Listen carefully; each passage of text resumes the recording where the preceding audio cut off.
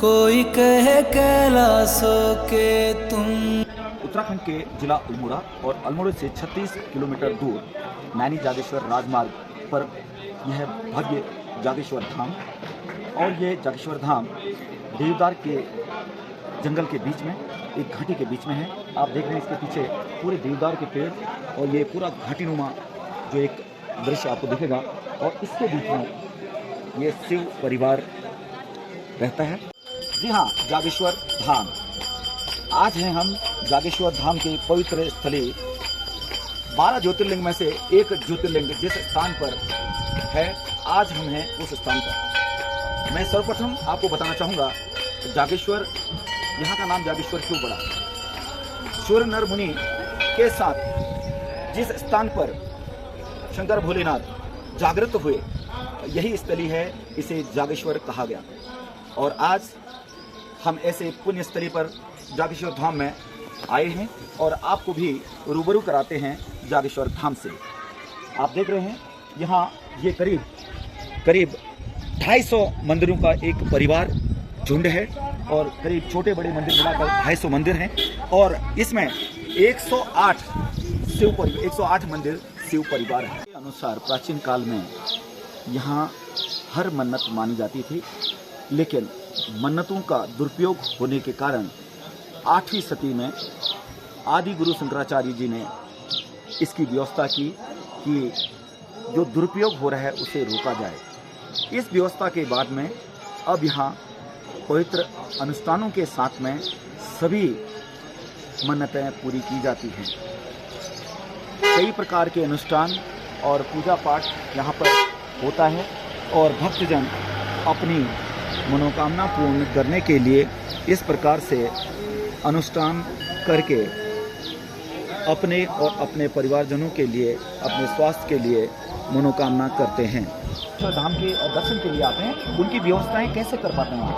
जी, पहले तो यहाँ पर कुछ नहीं था, लेकिन आए दिन जैसे जैसे भक्त लोग बढ़ रहे हैं वैसे वैसे यहाँ पर जो है होटल की अच्छी व्यवस्था है, खाने की अच्छी व्यवस्था है, जो क्या कहते हैं धर्मशाला यहाँ पर है, भोजन की व्यवस्था के लिए यहाँ पर भंडारे प्रतिदिन होते रहते हैं, और अन्य यात्रियों के लिए कोई लूट खसोड़ ऐसा कुछ नहीं है। पूजा नियमित है और निश्चित है, जो भी आप पूजा करेंगे उसकी आपको रसीद मिलेगी, बाकायदा उसमें पुजारी का अंशदान भी होता है। तो हम देख रहे हैं यहाँ पूरे मंदिर परिसर में दान पात्र लगे हैं, जो भी भक्तजन आते हैं दान पात्र में चढ़ावा चढ़ाते हैं और अपनी भक्ति को प्रबल करते हैं। और ऐसे जो यहाँ पर पुजारी लोग हैं, पंडित लोग हैं, वो भी पूरी तरह से सबकी मदद करते हैं। पूरी इंडिया से नहीं बल्कि इंडिया से बाहर से भी जो भी आते हैं वो उत्तराखंड के भ्रमण पर जो आते हैं वो जागेश्वर धाम जरूर आते हैं, क्योंकि ये जागेश्वर धाम एक पवित्र स्थली, ऐसी स्थली है जहाँ पर पूरी मन्नतें पूर्ण होती हैं, और अपनी मन्नतों को मनाने के लिए ही यहाँ पर हर भक्त हर संत आते हैं और अपने परिवार का, अपना भला मांगने के लिए यहाँ पर आते हैं। हम मिल रहे हैं अभी। पंडित जी, आपका परिचय दीजिए। मेरा नाम आचार्य गोकुल भट्ट।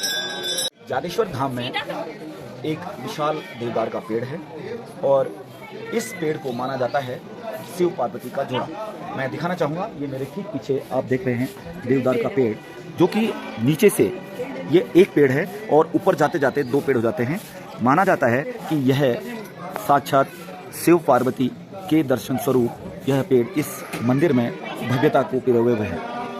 मैं सुरेश उप्रेती से मिल रहा हूँ, और यहाँ के आप पंडित हैं, पूजा पाठ कराते हैं, और उत्तराखंड के जागेश्वर धाम में लाखों भक्त आते हैं और अपनी मन्नतें पूरी करवाते हैं।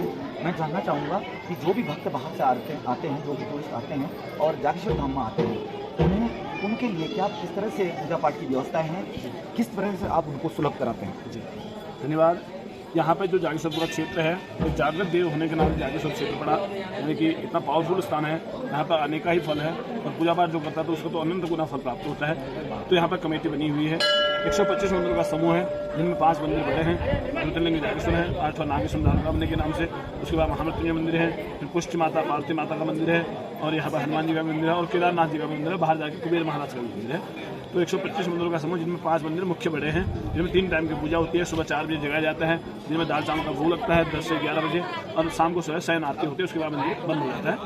और यहाँ पर श्रद्धालुओं का आना जो है हमेशा लगा रहता है। विशेष सावन में मेला लगता है, विशेष अन्य प्रकार की यहाँ पूजाएं होती हैं। जैसे में काल मृत्यु निवारण के लिए जो है काल सर्प दोष की पूजा होती है, नवग्रहों की पूजा होती है, संतान प्राप्ति के लिए, पुत्र प्राप्ति के लिए पार्थिव पूजन होता है और दिया हाथ में खड़े लेके रहते हैं जो है एक रात को ले लीजिए और 6 साल बाद पुत्र लेके आते हैं। ये मानता आज भी है।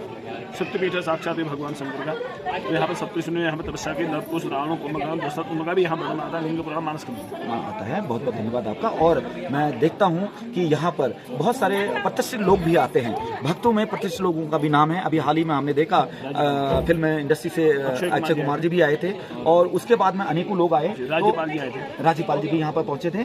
तो कहने का मतलब है कि ये प्राचीन मंदिर होने के साथ साथ में यहाँ पर मन्नतें पूर्ण होती हैं। मैं धन्यवाद करता हूँ। और ये पंडित जी के द्वारा भी आपको बताया गया कि यहाँ पर भक्ति पूजा पाठ के लिए हर तरह से दान पात्र बने हुए हैं और शांति पूर्वक पूजा पाठ की जाती है।